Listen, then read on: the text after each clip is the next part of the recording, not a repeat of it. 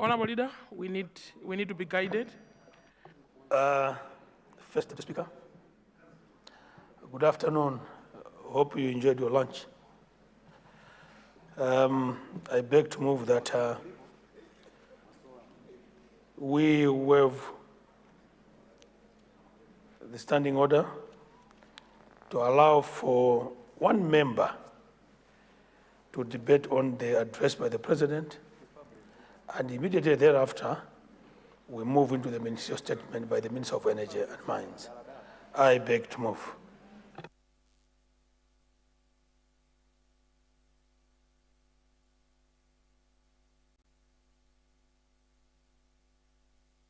Thank you very much, Leader. I will now recognize the honour member for Blantyre, Chilomoni, Nancholi, Kabula constituency.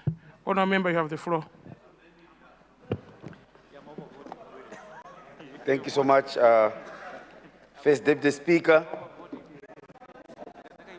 I rise with a profound sense of hope and duty, wholeheartedly support the address delivered by His Excellency, the President of the Republic of Malawi, Professor Arthur Peter Mutharika. Let me first associate myself with the congratulations extended to you, Mr. Speaker, and your boss, the Speaker, and the Deputy. Your leadership is crucial to this House, and we have every confidence in you. First Deputy Speaker, the President's speech was not merely a list of policies.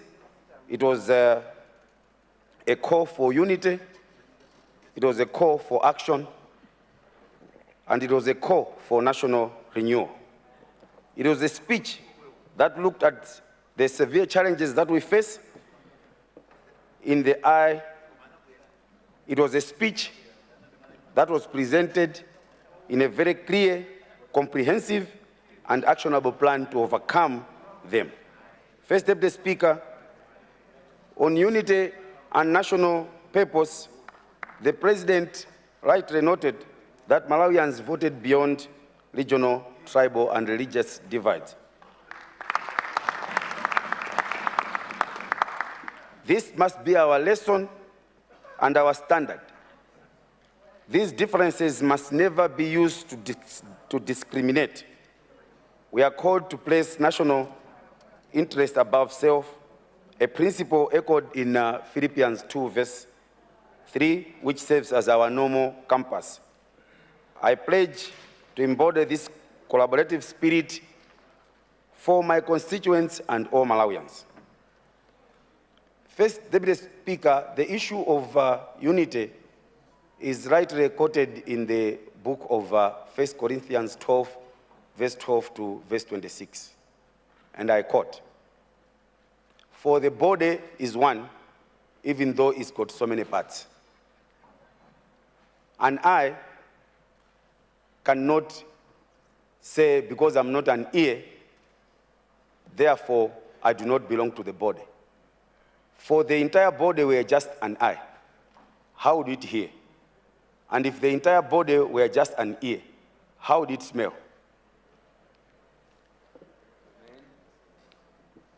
In essence, First Deputy Speaker, the verse continues to say, and therefore, the eye cannot say to the hand, I do not need you. Nor can the head say to the feet, I do not need you. This was the essence in the President's message about unity. If one part of the body suffers, the whole part of the body suffers with it. And if one part of the body is praised, the whole body feels happiness. This is the same with Malawi. Malawi is one body, even though we have the southern region, northern region, central region, and the eastern region. The south cannot therefore reject the north and tell it that we don't need you. Nor can the east reject the central that we do not need you. Because without every region, there is no Malawi. I support the call for unity and urge honorable members to know that once people are united, there are people that profit from the disunity that is there. Those are the enemies that we face. On the economy, the president painted a grim but accurate picture of our economy. An inflation rate of 28.2% is not static. It is a painful reality for the mother in Blantyre, Kabula, Chiromoni, Nancholi markets who cannot afford a bag of maize. It is a painful reality for the fathers, the guards from Manasseh, CI, Gaka, Chiromoni, Abanoni, who struggle to buy soap, those who struggle to buy salt. The national debt, which has ballooned from 4.1 trillion, First Deputy Speaker, when we left government in 2020, to 21 trillion now, is a milestone around the neck of our children's future. First Deputy Speaker, indeed an economic indicator is alarming, but what gives us the confidence is that the President's honest acknowledgement of the problem and the immediate steps that his administration has already begun to take.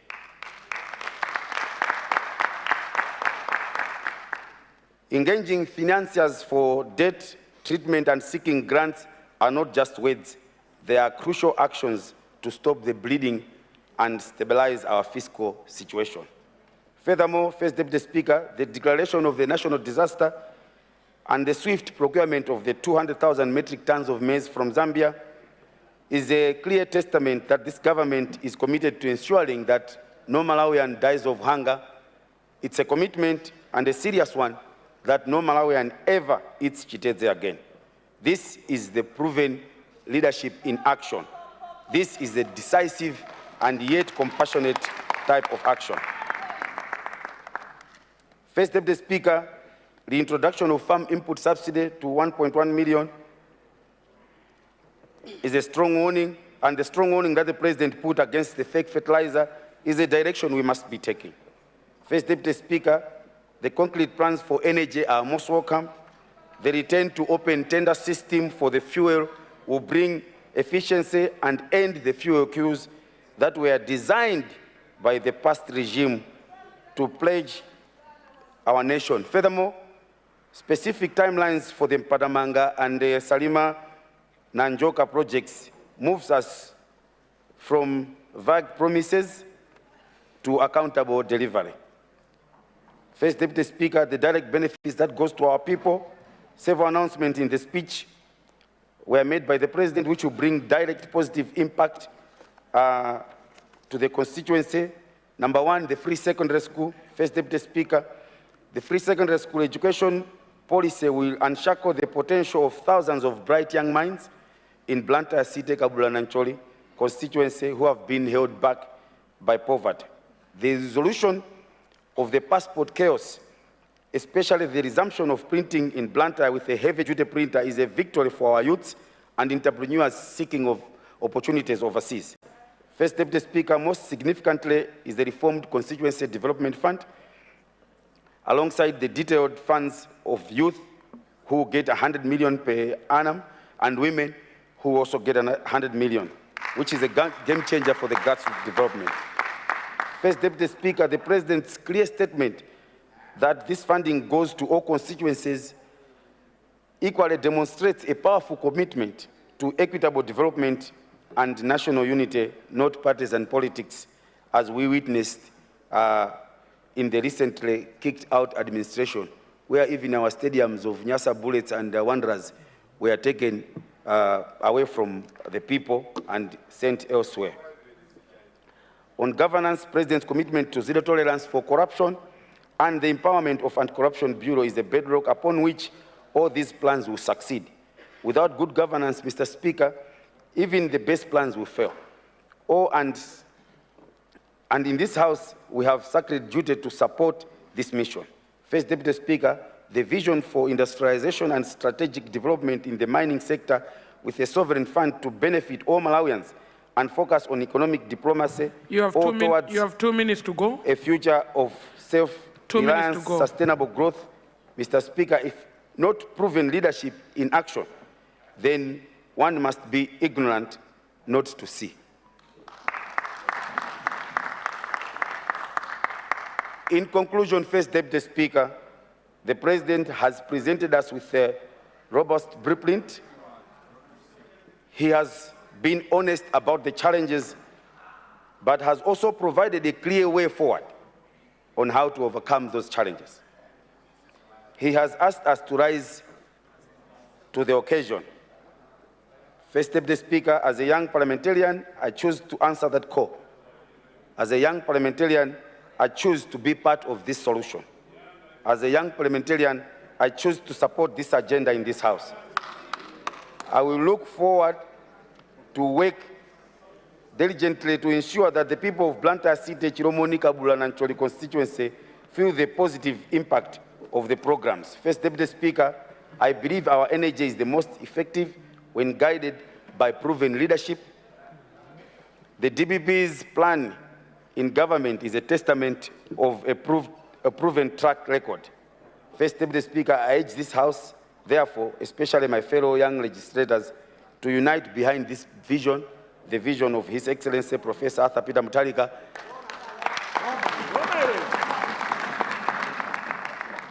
That's also setting aside partisan differences. Order.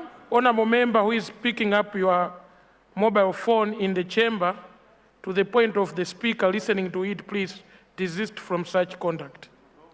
The honorable member at the far end of my left in the aisle, the one standing in the aisle with tinted glasses, please.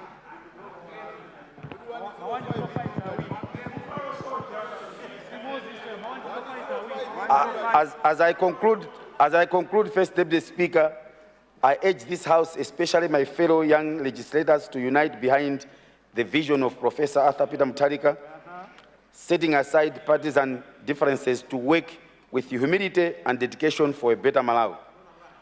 We fought for proven leadership. Malawians believed us. We have now Professor Arthur Peter Mutharika as the President for the Republic. Immediately after that, I think 3 weeks later, there were some announcements that were made in terms of cutting government costs. That's a direction we should be taking. That's a proven leadership that we voted for. First Deputy Speaker, may God bless this House, and may God bless the Republic of Malawi, and may God bless Peter Mutharika. Thank you. Thank you very much, Honourable Member for Nancholi Kabula constituency. I see the leader rising. First Deputy Speaker, I wish to beg that we revert back to ministerial statements, and this time the Honourable Minister of Energy, Mines and Natural Resources. I beg to move First Deputy Speaker.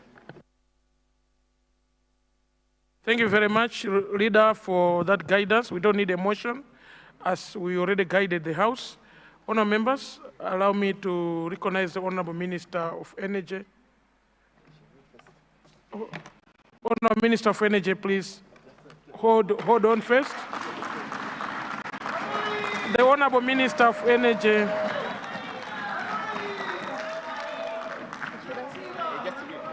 Excuse Item us. 3, government business. You will excuse us. Ministerial statement. Order. The Honourable Minister of Natural Resources, Honourable Minister of Energy and Mining to present a statement on the state of electricity and fuel in the country. Honourable Minister, apologies, we took you to the podium before the table clerk had read the statement. They have just done that. You have the floor to address the House. Thank you very much, Honourable Minister.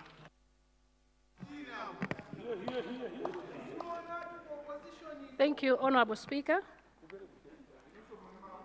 Honourable Speaker, let me begin by sincerely thanking you for giving me this opportunity to deliver a statement on the current power and fuel supply situation in our country, as well as to outline the short and medium-term measures that government is putting in place. My statement will mainly focus on 2 key areas: electricity access and the supply of liquid fuels. Honourable Deputy Speaker, our nation is facing a power supply crisis. the current electricity supply situation is far from desirable. Demand has always surpassed supply and forcing us to implement scheduled load shedding, and particularly during the evening and morning peak hours.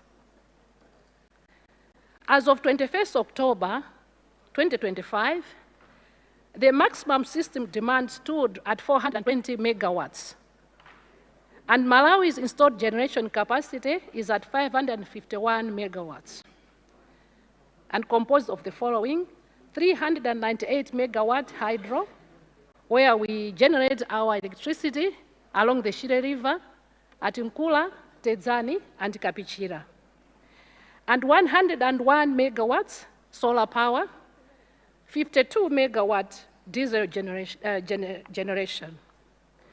Additionally, we import about 8 megawatts from Zambia and Mozambique, bringing the total to 551 megawatt.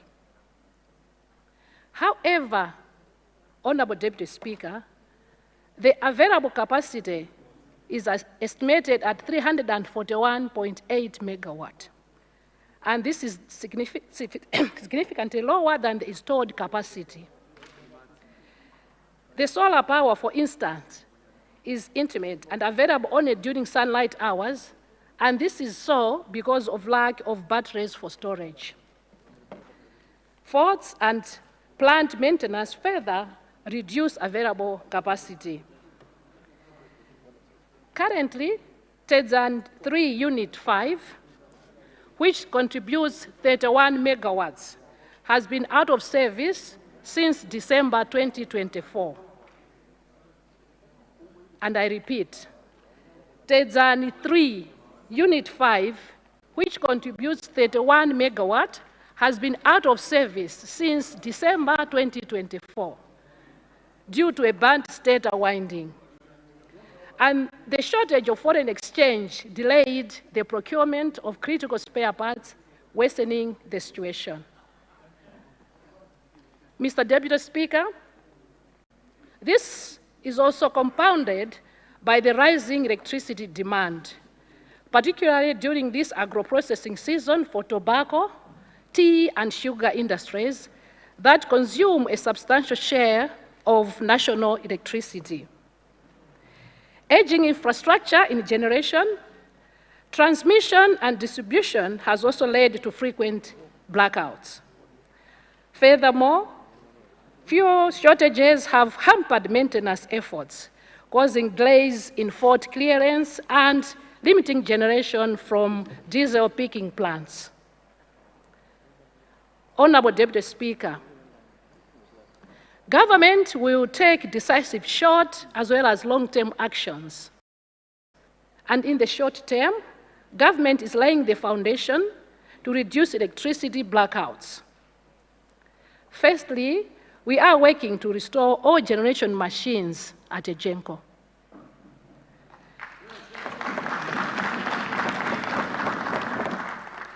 The unavailable 31 megawatt at Tedzan 3 will be fully restored by December 2025.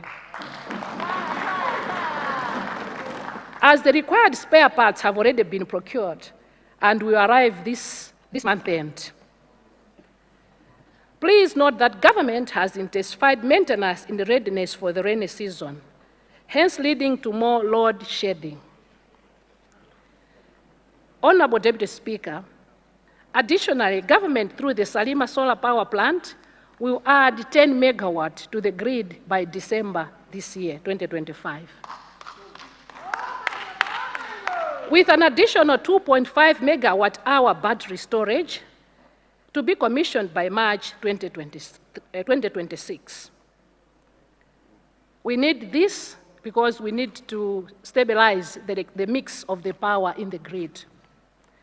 Thirdly, the Mozambique-Malawi interconnector to be commissioned in the first quarter of 2026 will enable us to import up to 50 megawatt of power. Furthermore, RIPLI, under an independent power producer IPP arrangement, will commission a 10 megawatt biomass power plant. By this month end, we're going to inject into the grid another 10 megawatt from the biomass. Now, to stabilize the grid,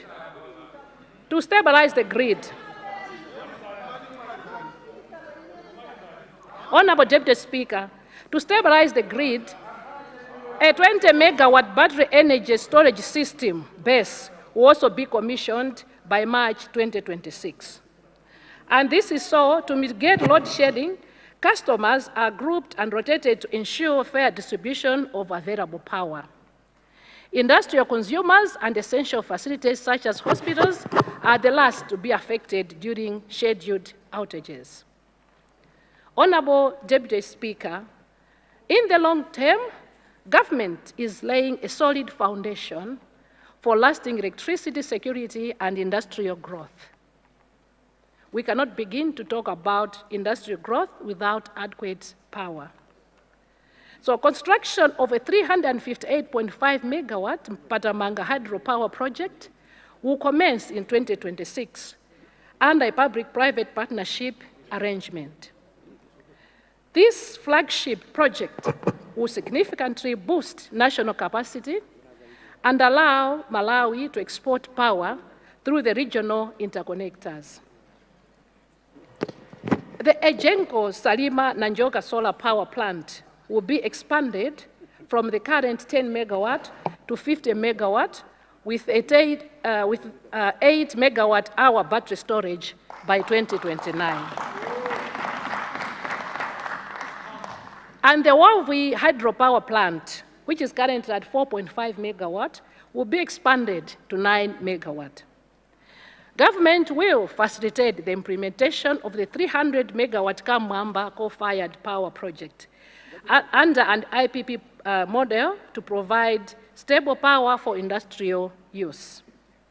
In addition, we are supporting IPPs, these are independent power producers, with signed power purchase agreements. We've got several of them in solar, hydro, wind, and gas to accelerate diversification of the energy mix. Through the Malawi Emergency Power Restoration Project, damaged transmissions and distribution infrastructure will be rehabilitated to improve reliability and resilience. Collectively, these interventions will substantially reduce load shedding, improve reliability, and create a stronger platform for Malawi's economic transformation. Honorable Deputy Speaker, sir, I'll now turn to fuel supply. The country has recently, or is recently, experiencing shortages, primarily due to the following. One, limited foreign currency allocations, which constrained financing for the imports. This has consequently resulted into government through NOCMA owing a lot of money to fuel suppliers. Two, limited access to international seaports. Three, depleted storage reserves. And four, limited capacity of local transporters. And the situation was worsened by recent unrest in Tanzania following elections and by the transition from the open tender system of procurement to a government-to-government procurement model. Honorable Deputy Speaker, sir, despite these, government is working tirelessly to normalize the situation.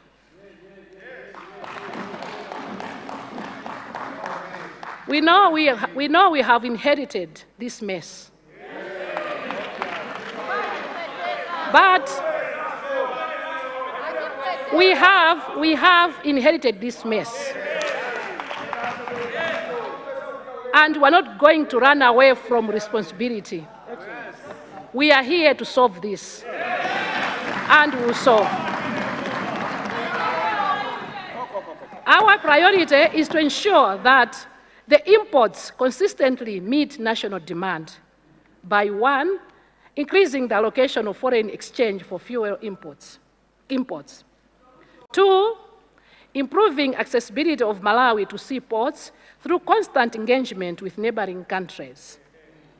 Three, ensuring that there is cost-reflective tariff. 4, reverting to the open tender system to enhance efficiency, transparency, and value for money. 5, diversifying importers to promote competition and reduce dependency on a few suppliers. Honorable Deputy Speaker, sir, my ministry is taking the following measures to ensure stable fuel availability, fair pricing, and stronger national energy security, which are critical to sustaining economic growth. As I said earlier on, we cannot begin to talk of meaningful strides towards industries in Malawi without adequate energy.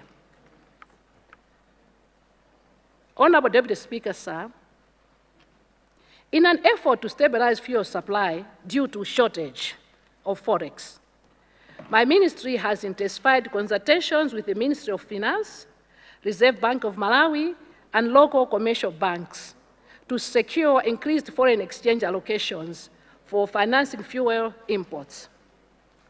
Government has also engaged multilateral banks for a credit facility in the ranges of about $120 million to $150 million to stabilize the current fuel situation and for restocking our fuel reserves.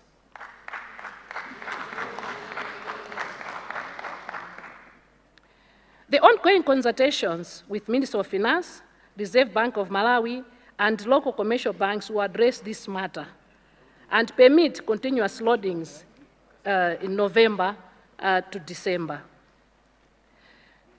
Let me assure Malawians that the country will continue to get fuel despite these challenges. And as we sit today in this House, between today and Friday, this coming Friday, the 14th, the country will receive 92 trucks of fuel, translating to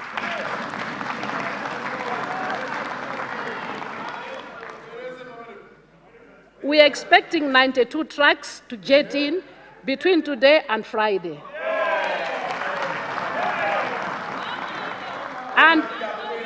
And you are free to, and this is translating to 3,250,000,000 liters of fuel.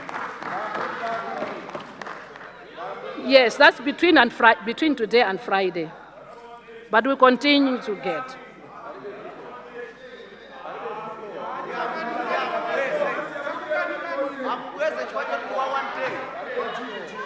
Deputy. Honour members, order. Order to my left and order to my right. The Honourable Minister is delivering a very important piece of statement that Malawians are listening out there. So let's accord her the dignity she deserves. Thank you very much.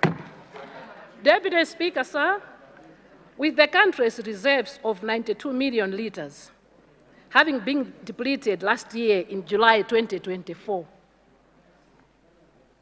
I will repeat this. Our strategic reserves of fuel were depleted in July 2024, that's last year. And this government has inherited a hand-to-mouth situation in fuel supply situation. As imports are currently being released on arrival towards day-to-day consumption, we are storing nothing in our reserves. And as we speak, there's 0 liters in the stocks. In the month of October, Honourable Deputy Speaker, sir, in the month of October 2025, stock cover did not exceed 2 days for petrol and 2.5 days for diesel. Any delay in loading and transportation of fuel from the ports create fuel shortages as the country has no stocks in strategic reserves.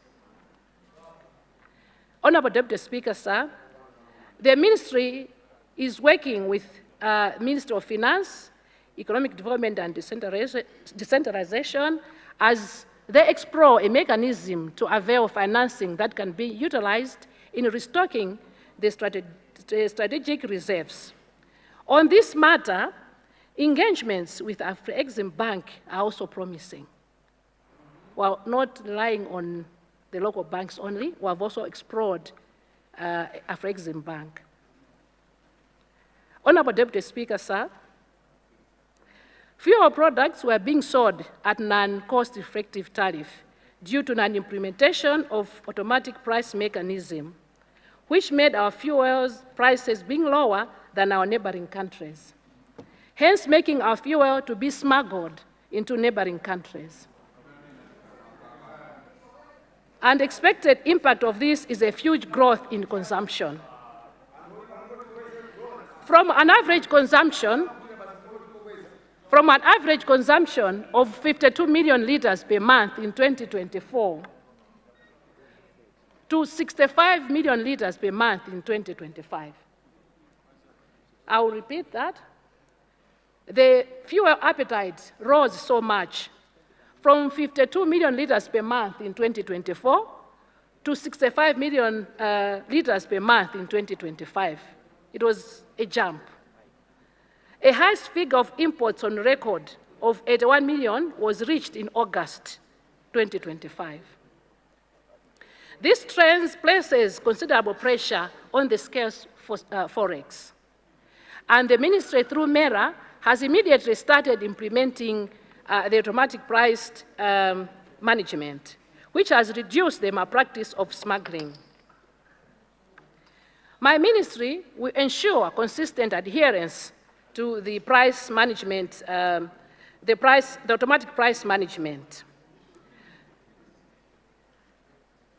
And my minister also ensure that imports.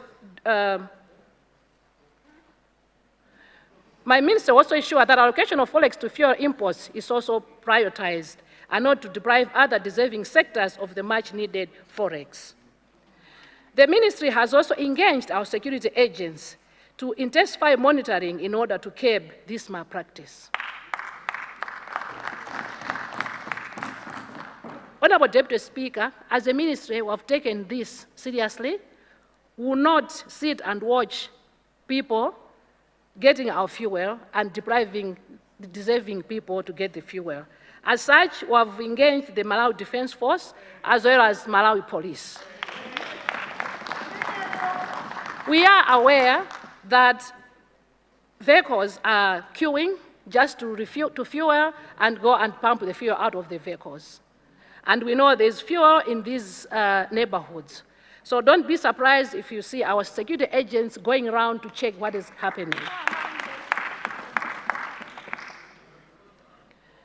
Honorable Deputy Speaker, sir, Malawi, being a landlocked country, has faced some unjustified accessibility challenges, leading to delays in docking of vessels carrying fuel products at the ports of Dar es Salaam, Tanga and Mtwara in Tanzania, Nacala and Beira in Mozambique, thereby affecting fuel supplies in Malawi. In fact, sometimes a ship can be made to wait for offloading at these ports for over 30 days, thereby critically affecting our fuel supplies in the country.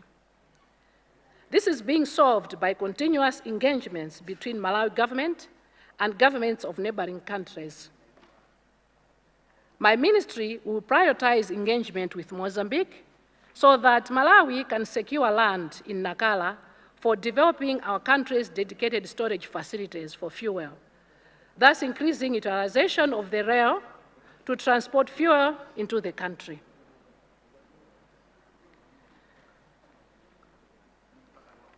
Honorable Speaker, sir, logistical capacity challenges continue, and we have also got challenges with our local transporters.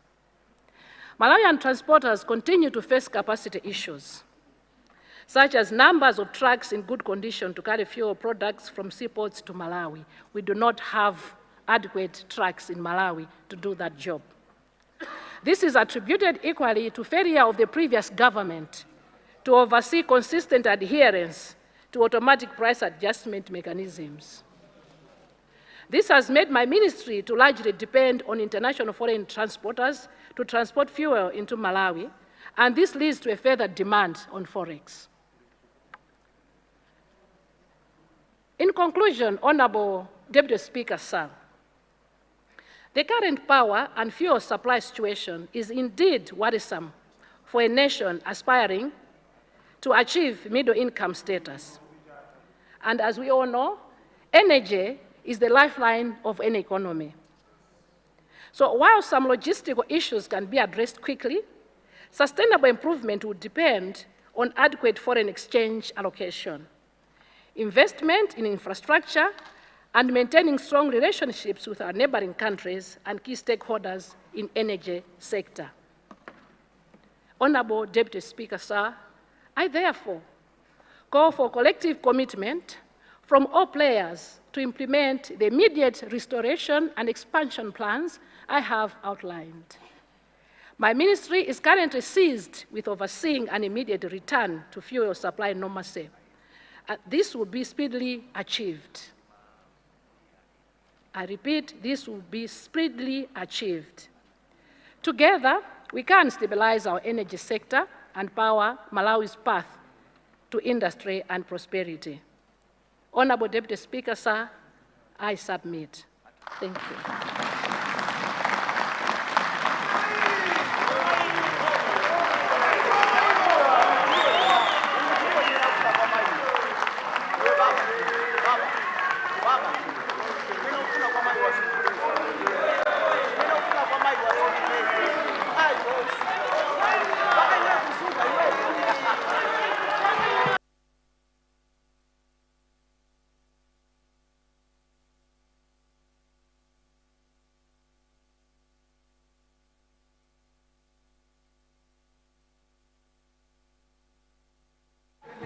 Thank you very much, Honorable Minister of Energy, for the boldness in presenting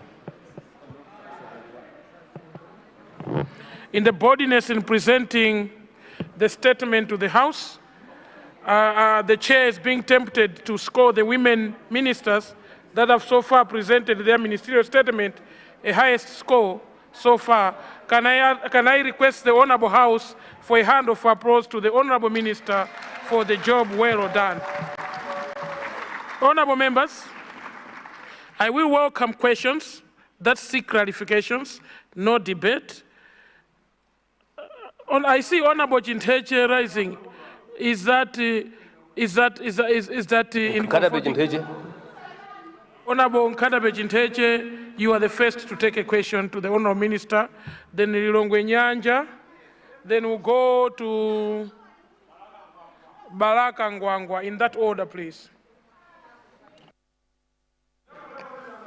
First Deputy Speaker, first of all,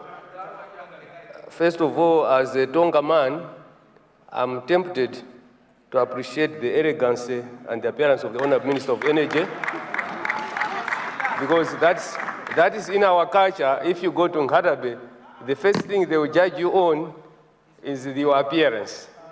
That matters a lot, political or otherwise. So let me appreciate the elegance of all the honorable women here and the honorable men who are putting on good suits. Honorable Deputy Minister, Honorable Deputy Speaker, First Deputy Speaker, thank you. First Deputy Speaker, let me appreciate the statement by the Honorable Minister of Energy. On July 1964 AD, there was a great fire in Rome. At that time, the emperor was Nero.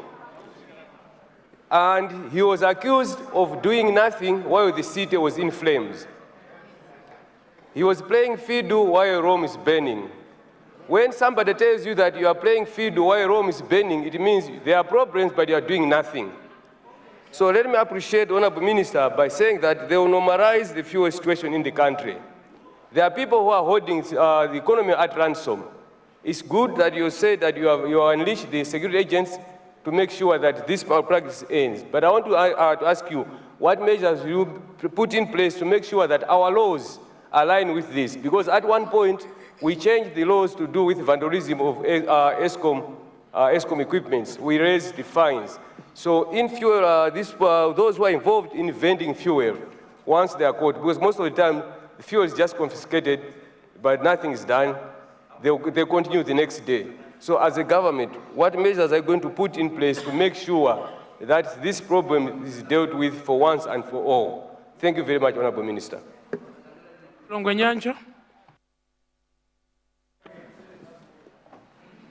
Thank you, Your Honor, the First Deputy Speaker. Allow me to appreciate a good statement which has been ably presented by the Minister of Energy. Listening to the Minister of Energy and Mining, she did touch on the need for the megawatts that we can access as a country in terms of hydro. She also touched on solar as well as diesel. I would like to find out from, through you, the First Deputy Speaker, are there plans for this country to also oscillate towards geothermal? Because some of these things we've tried, but they're not giving us meaningful impact. As a country, there are times we need to rise above petty political bickerings and whatnot, and to think of the next generation so that our nation gets to sit to the levels that it's supposed to get. So I would like to find out, in terms of hydro, you've ably touched. Are there plans for the country or your ministry to also consider geothermal? Because from the point of drilling to the time we're going, let's make it the time you're going to commercialize the same. It's about 4 to 6 years, and it's more reliable than other things. I would like to play as a country, and as someone who is sitting there, to consider going geothermal. So basically, through you, Your Honor, the First Deputy Speaker, I thought that I needed to touch on that one. I understand that we are going to have background noise, because at times our IQs differ, and we have people who are not in government. Thank you very much. Baraka Ngwangwa. Honourable members, can we stick to the 2-minute rule as stipulated in Standing Order 71 for our questions? Thank you. Thank you so much, First Deputy Speaker. My question relates to the fuel supply aspect. First Deputy Speaker, this last Saturday, the Malawi newspaper carried a story in which they have indicated that DRC had donated 30 million liters of fuel. And from these 30 million liters of fuel, Tawanga Sabora, the reporter says, only 2.3 million liters reached Malawi. So there is a mystery on 27.7 million liters. Deputy Speaker, 27.7 million liters translate to 96 billion 950. And of diesel, petrol is 96 billion also, like that. This is a big issue, Honorable Deputy Speaker. Now, I wanted to ask the minister to comment on this. There might be several possibilities. It might be possible that DRC didn't commit to its promise of donating the whole 30 million, or else it could be that the 27.7 million liters that we are talking about now is still on the way to Malawi. But we are talking of 2023 up to now. Mr. Deputy Speaker, I ask the minister to comment, because this is not a small issue. Thank you, Deputy Speaker. Thank you very much, Honourable Member. Thank you very much. Let me guide the House before the minister takes the floor. Honourable Member for Baraka Ngwangwa, history has taught us that newspaper articles are not submissive as evidence to the House, but because the way you quoted it, you were so careful not to dwell on the newspaper article, but you made a reference to it. But submitting it as evidence in the House for the future newspaper article is not part of the evidence. Thank you very much. Honourable Minister.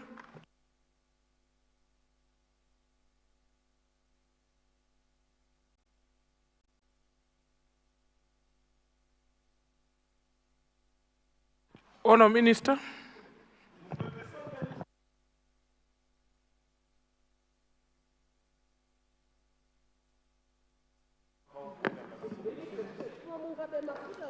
Thank you. Honourable Deputy Speaker, sir. There was a question from Honourable Member of Parliament of Chinteche, Nkatabe Chinteche constituency, on what measures we're going to do as we are unleashing the security agencies to curb the malpractice in the fuel trade. What I can say that whatever we're going to do has to be done within the laws. And as a ministry, we'll make sure that I'm sure the security agents, the Malawi Army and the police, they know their limits. They know the parameters in which they're supposed to operate from. They know what they're supposed to do. But on our case, for sure, going forward, we'll make sure that we push for a review of the laws on how to curb fuel proliferation. That we're going to do. And obviously, we're going to do this in consultation with all relevant ministries.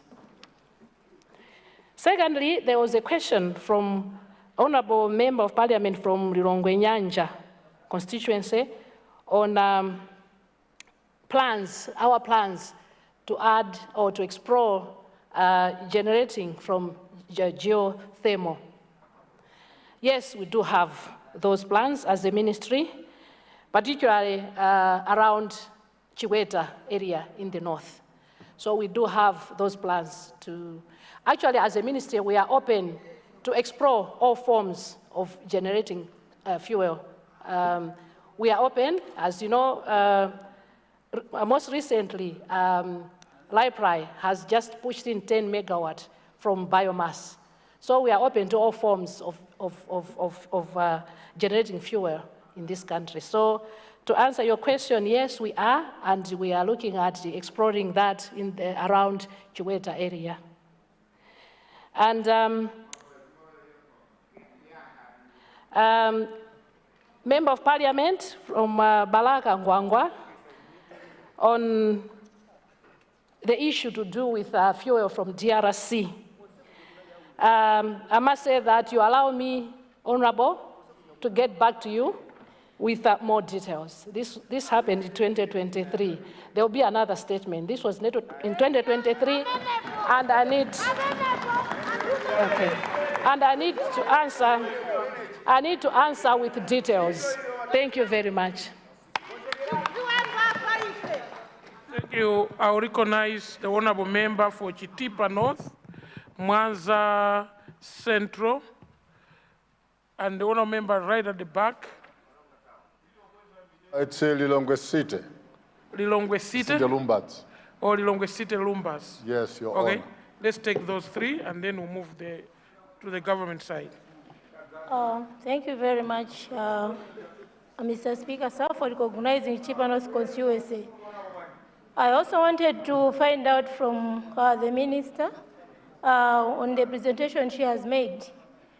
I just wanted to find out, like, what measures have you put in place that there's equity in fuel distribution to reach out to the farthest place? Because usually in Chitipa, we have problems in getting fuel. We go sometimes for a month, no fuel, even if in town, there's fuel.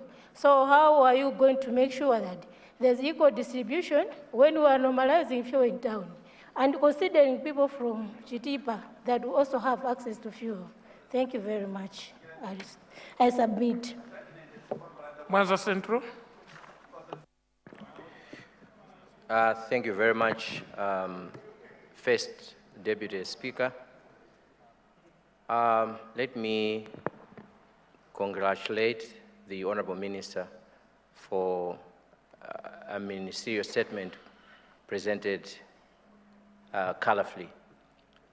Thank you very much. But I have a question, Honorable Minister. In your statement, you have indicated that there is a sharp increase in demand.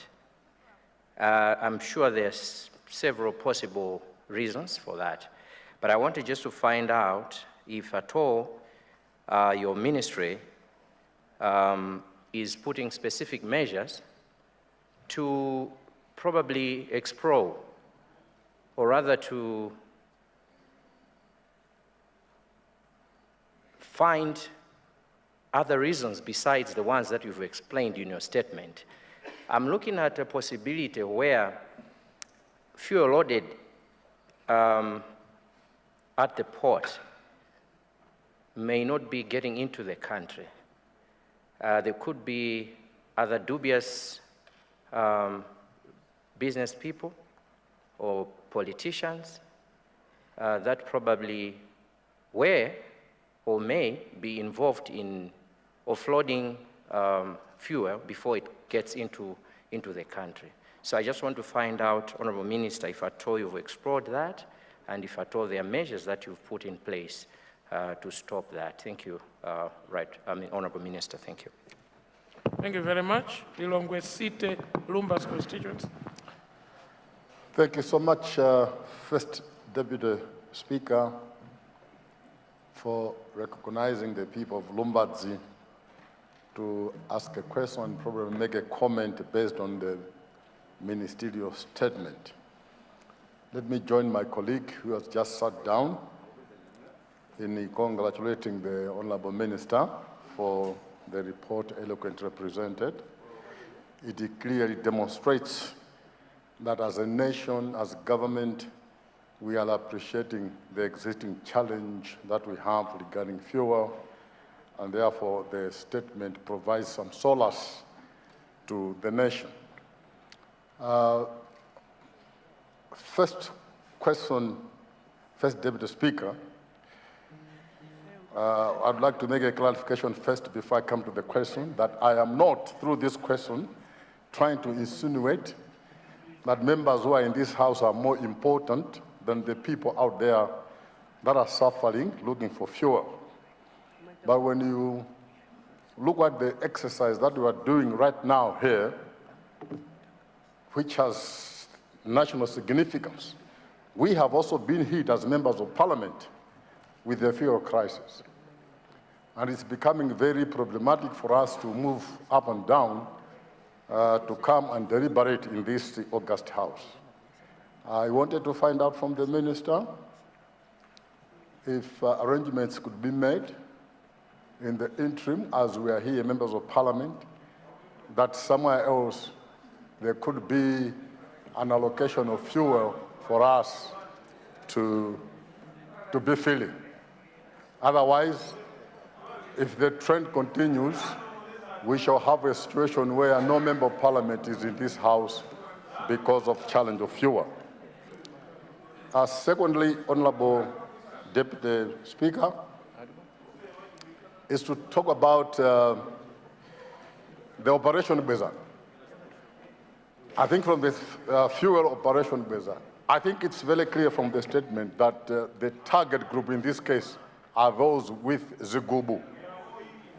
But I wanted to really find out if this Operation Bezan is also going to target the actual filling stations. Because right now we have other filling stations who may claim that they have no fuel in their pumps, and yet if we go and deep stick, we shall find fuel in those filling stations. Are we going to ensure that also this malpractice is curbed through the Operation Bezan? Thank you so much, Deputy Speaker, sir. I see, before the minister, I see the leader of opposition. Why are you raising, leader? Thank you, First Deputy Speaker, and congratulations. First Deputy Speaker, this is the House of Record. I would like to make mention that in the respect of human rights and fundamental principles of freedom, either you are a member of parliament or just an ordinary person, we are all equal. I therefore stand to collect the statement that has just been issued by one of our members, because I know out there people would be thinking that members of parliament are given a special treatment, and then that will actually be misunderstood. So I hope I have clarified on this one. And 2-3 more issues through you, First Deputy Speaker, and I hope I can be heard in silence. First Deputy Speaker, I have been in this House for some few days. The 2 statements presented before the House, I think one from Minister of Agriculture and today from Minister of Energy, you would actually see the sense of nationhood, the importance of their statements, and I think we are moving towards the right direction. Allow me, therefore, just to provide some 2-3 clarifications. Number one is that the Mozambican government had already given us a place in Mozambique, and I am happy that the minister has picked it. Number two is that the automatic price mechanism will definitely mean that there will not be static prices of fuel, because it will be acted as is. Probably our interest as Malawians would be on how the minister will ensure that that does not translate into skyrocketing of prices of basic commodities, to avoid some people who would take that advantage and probably inflict pain on ordinary people. The third one, through you, First Deputy Speaker, is the issue of solar PH, where we are generating 101 megawatts, and that includes the Nanjoka. One of the problems that Malawi and many other African countries are facing is where we are duped, because we only focus on power generation. And then we don't focus that solar PH is one of the enablers that can give us carbon trading.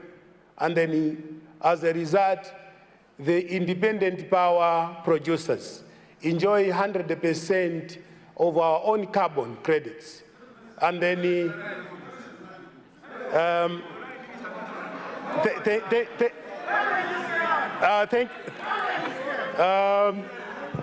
Honourable members, order.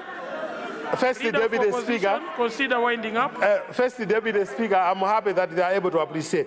What I wanted is our able Minister of Energy would actually explore, because that would also help to reduce the huge capital investments that we give these independent power producers, because they generate, they feed into the main grid, they charge us. And that would be offset if we could be able also to charge them the tonnage of carbon CO2 equivalent that they produce. And in a very long end, Malawi tend to benefit.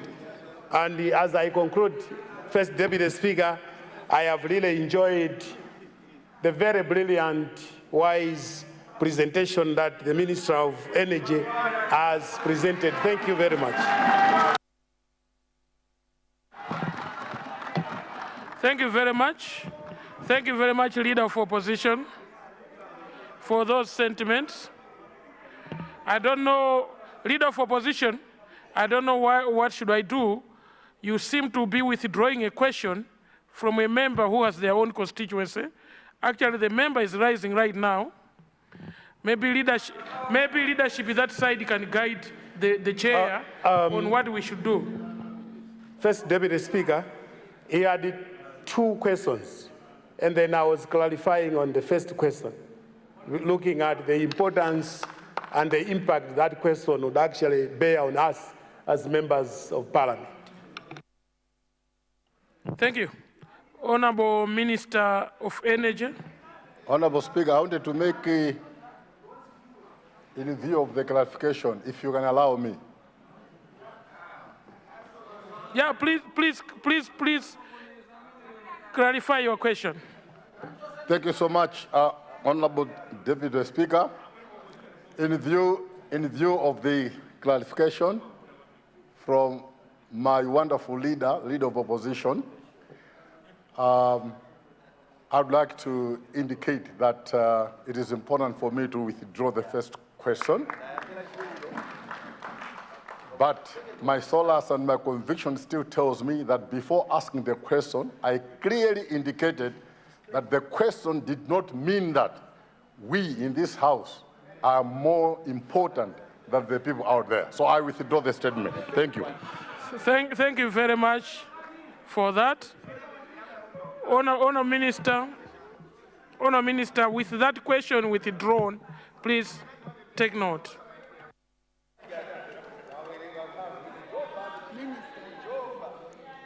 Thank you very much, Honourable Deputy Speaker. There was a question from Chitipa North, from Member of Parliament of Chitipa North constituency. Actually, I don't know whether it's a question, but I think she is bemoaning lack of equity where distribution of fuel is concerned in Chitipa. My comment would be that distribution of fuel should indeed be equally distributed across the country, and access of such should be equitable. And in our case, where pricing is concerned, it's the same across the country. From Chitipa to Nsanje, it is the same. So I think what remains there is for the distributors or the filling station owners to grab the opportunity, because the pricing is the same across the country. So I think what is needed is that there should be more traders in fuel in Chitipa who should take advantage of this and make sure that they get to the furthest point of this country. Second question came from Neno, Member of Parliament of Neno Central. Mwanza Central. I'm sorry, Mwanza Central, yes. Actually, the question was to check whether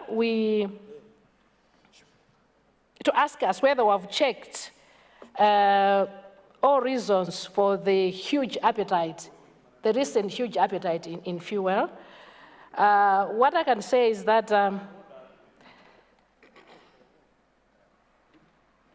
yes, I narrated the reasons. Of course, one other reason is that we suspect there could be people that are trying to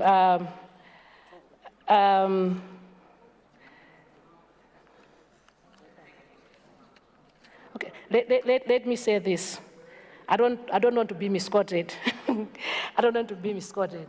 Yes, we have looked at many reasons, or many of the reasons that could be there that are causing this sharp increase of purchasing of fuel from our filling stations. And of course, that could be one of the reasons that trucks probably do offload fuel in neighboring countries and not in Malawi, taking advantage of the higher pricing in the neighboring countries as opposed to the prices in Malawi.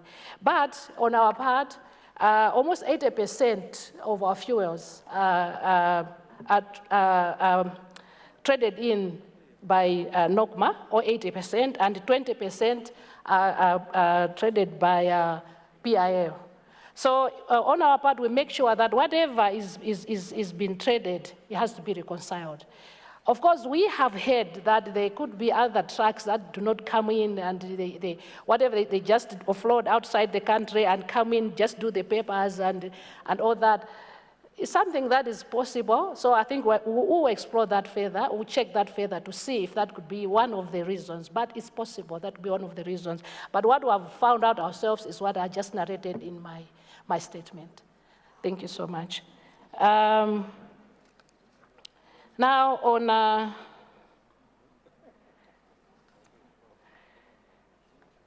comment from Lilongwe City, Lumbad's constituency. I like the word that you have used, Operation Bwezani. Yes, what I can say is that as a ministry, we're going to spare nobody. No one is going to be spared. So as we check the households, we're also going to check the filling stations. We are aware that some of these rackets also include the filling station owners. They are part of this. So no one is going to be spared.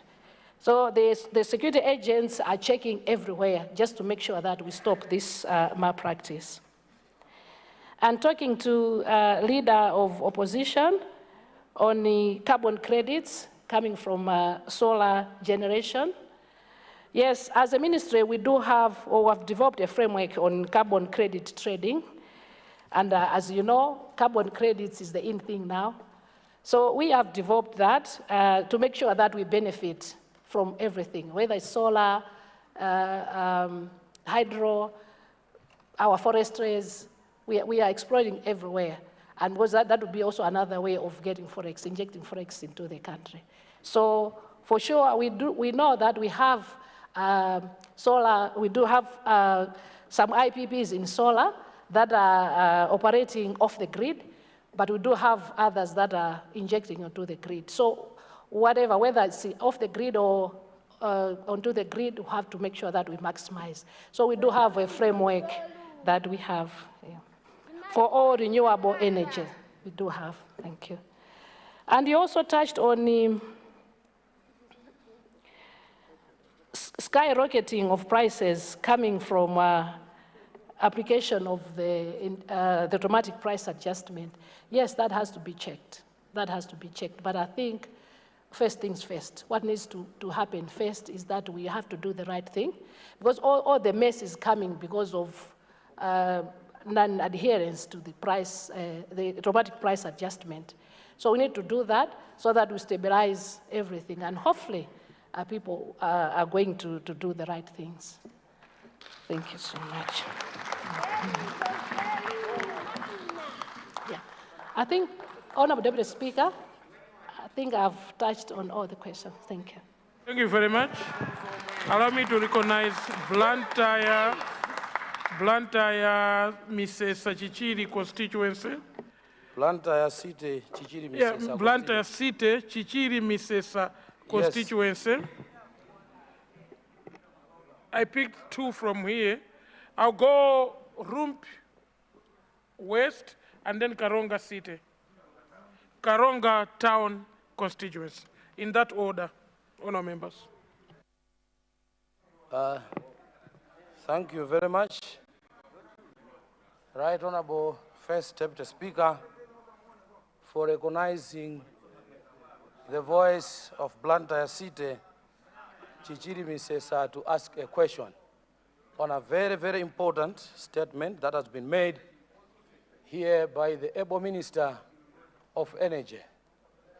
I would like to know or to understand from the Minister, because throughout her statements, she has talked about the electricity that has been generated through hydro and solar. So I'm looking at the Shiri River where we extract our electricity. It might reach some point when the water levels might go down, and then we might have a number of challenges to have electricity being supplied in this country. And also, when we look at the solar energy, it relies on a number of batteries so that it operates, which means that it's not even reliable. In the coming near future, we might have also challenges. So I wanted to ask if the Minister is thinking of coming up with the generation of electricity using coal, because I've seen in other countries like US, they have benefited from that electricity. In England also, they have done the same.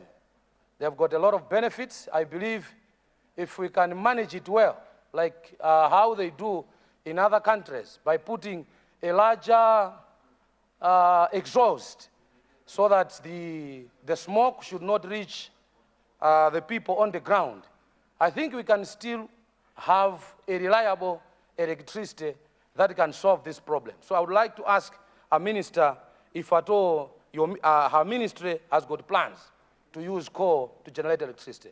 Thank you. Rumbi West.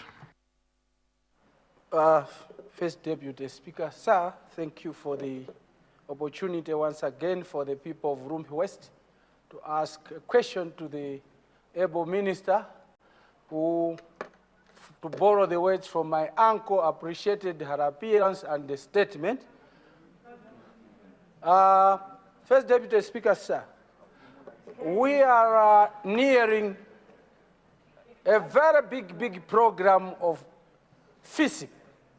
I wanted an assurance from the Minister of Energy if there is a discussion between her and her counterpart, the Minister of Agriculture, so that the fuel that is coming should enable quick delivery of FISIP, because we may be crying from the crisis that we have, and it is here for some time, but we might also be nursing another crisis of food insecurity next year if the cheapest fertilizer ever before in this country of 10,000 kwacha is not delivered in time. Just an assurance. Secondly, we have Fufu in Rumpi as you go to Chiweta, which has a potential to generate 200 megawatts. What is making it very difficult for the country to develop that fully after all the necessary feasibility studies were already completed in around 2017 or 2019? Lastly, First Deputy Speaker, sir, we have conflicting information from this House. We are celebrating the last cohort. I happened to be in that boat last time, where the government side then celebrated that we are saving a lot of money from G2G importation of fuel. Now, it shows that what we gotten was not true reflection of what is there. How much are we going to save? And what is really there to G2G? And in addition to that, as I finalize, we celebrated that a cargo train from Mozambique has reached Malawi, and it carried some fuel. Now we are struggling. From the statement of the able minister, it says that we can stay at Tanga or in Tanzania for 30 days and they charge 30,000 as demorages. What is happening with that? Did the previous government took away that train that they brought in this country so that this fuel crisis? As I sit down, very much. Can MERA revert to updates so that we reduce this line of people sleeping on filling stations where they will not access fuel, so that they can be updating whether we have at Chimsapo or in Chitipa. Thank you very much, Honourable Member. To do, so that people can be sleeping in homes. Thank you. Thank you very much, Honourable Member. Karonga Town. Thank you very much, Mr. First Deputy Speaker. Finally, you have yielded the floor to Karonga Town constituency. I've been standing here for several times, but you have never recognized me. Thank you very much. Honourable Member, go straight to your question. Honourable Member, go straight to your question. Deputy Speaker, desist from reflecting on the chair. Go straight to your question, Honourable Commissioner. let me join the other honorable members for congratulating the honorable minister for her detailed ministerial statement. I have only 2 issues seeking clarification. The first one is I want her to maybe clarify or indicate more information as to how much stock do we have in country, in transit, and at the ports, and how much has the DPP government imported so far, maybe awaiting delivery. We wanted comfort from the minister so that perhaps people can be comforted. How much longer can we wait in the queues, or how much longer can we wait until this situation is normalized? The second issue, Mr. First Deputy Speaker, is on, perhaps she may have answers now or tomorrow. I wanted to find out more on the LPG gas. People are queuing for LPG gas. We are actually moving away from using charcoal and using LPG gas. So what is the situation with regards to gas in the country? Thank you very much, Mr. First Deputy Speaker. Perhaps you are going to give me a chance to give my maiden speech later. Thank you very much. Thank you very much, Honourable Member. Every Honourable Member of this House will be given an opportunity for a maiden speech, as this House is for speaking. That's why we come here to debate issues, and I will make sure to recognize you when that time comes. Honourable Minister.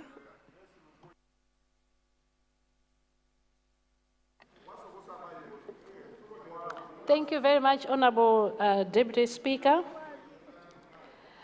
There was a question from Honourable Member of Parliament from Blantyre City, Chichiri Misesa. Actually, rather a concern. The issue is, as a country, I think we have relied so much on, or solely, to a large extent, on hydro-generated power. Actually, about 96% of our power is hydro-generated. The rest is what we get from other sources. And the hydro is mainly on the Shire River. So I think his concern is that we may not be managing a risk there. What if in an event that water levels in Shire River go down, what would happen? Honourable Deputy Speaker, as a ministry, we are also exploring power plants off Shire River. And I think as shared by Honourable Member of Parliament Rumpi West, yes, indeed, feasibility studies were done on South Rukuru River, that's Fufu, and it's about 260 megawatt. And we're also exploring on Bua River, about 80 megawatts. And of course, don't forget that we're also exploring other forms of power. But now, talking about coal-fired power, as much as we would want to go there full throttle, because we do have deposits of coal, a lot of that, Kamwamba, and up north, Chiweta, we do have deposits. We are also, we're exploring that, and I think I mentioned in my speech, we are looking at Kamwamba project of 300 megawatt coal-generated power. But at the same time, we're trying to see that we are in tandem with international protocol.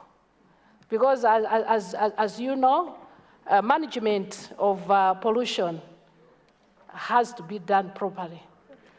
And if we have to begin to earn the carbon credits, we'll have to make sure that we are, yes. So my answer is that we are exploring all forms, but we are also very careful on what we do with our management of pollution. Thank you so much. Then, Honorable Deputy Speaker, there was a question from Rumpi West again. I think I've answered the first one to do with fufu, but the second one was to do with supply of fuel during distribution of fertilizer.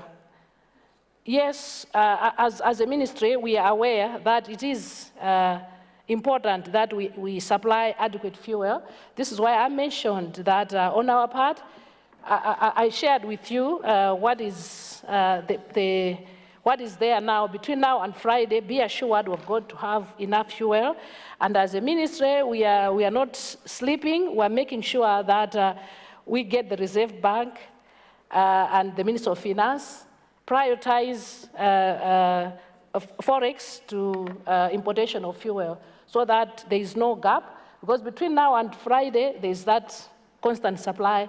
And I can assure you that beyond Friday, we should see more trucks coming in.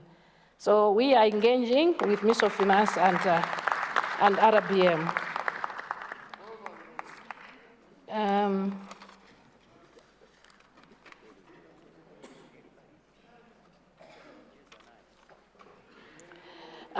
Then there was a question, I don't know whether to call it a question, on G2G system of procurement versus open tender system. I think open tender systems allows for competitive dealings. Yeah, at least something is open and you are assured of value for money. Unlike whereby you just strike your deals with the one or two suppliers. So as a country, we are committed, as a government, we are committed to make sure that we do the right thing. We don't get conned by, so to say, readily available markets.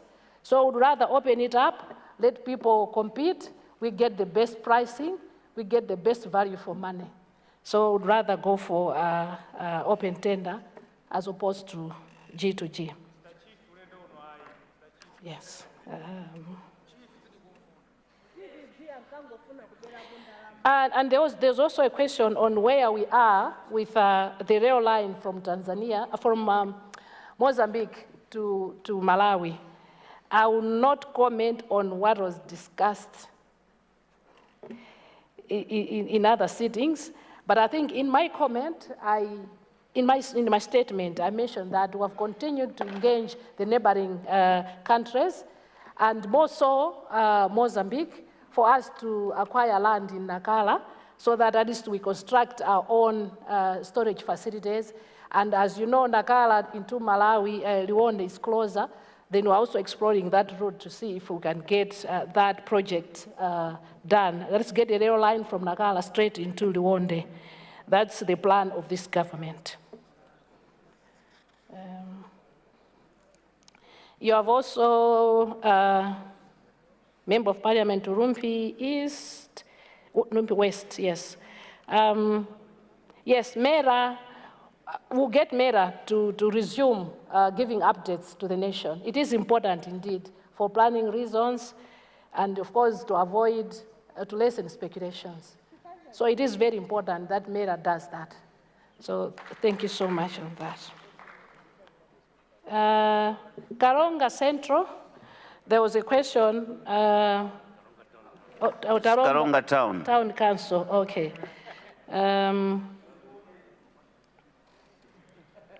Karonga Town Council, I think